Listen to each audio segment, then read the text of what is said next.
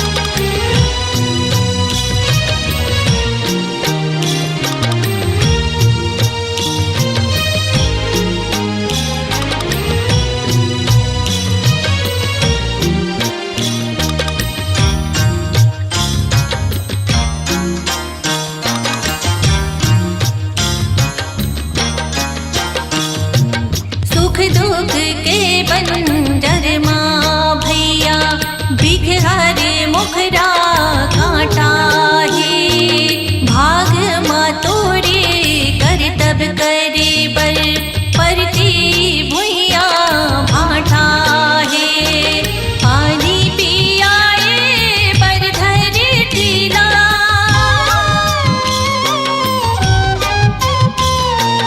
पानी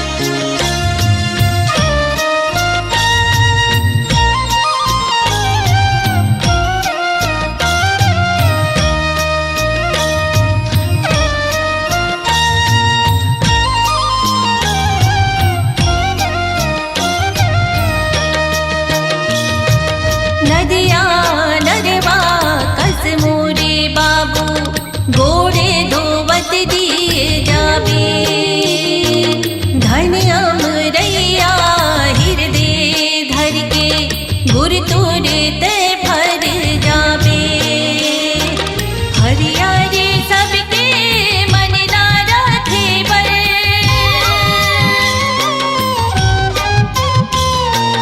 हरियारे सबके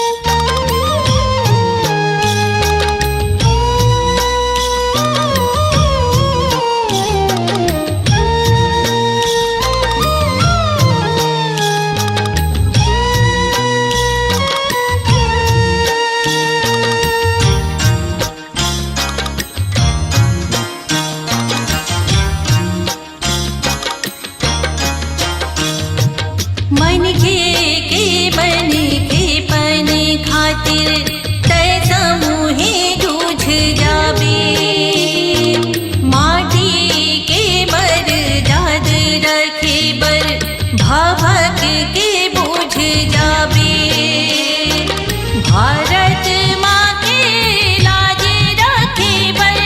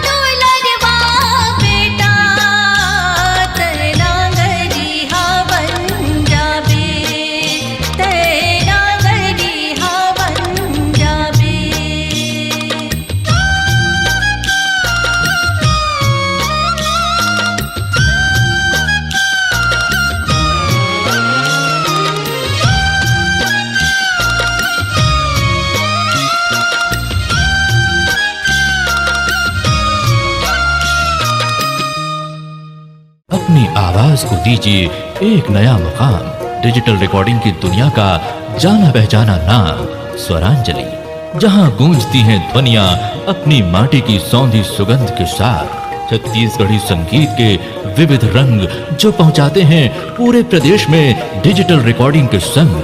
स्वरांजलि स्टूडियो, नेमीचंद गली नंबर 2, गंजपारा, रायपुर।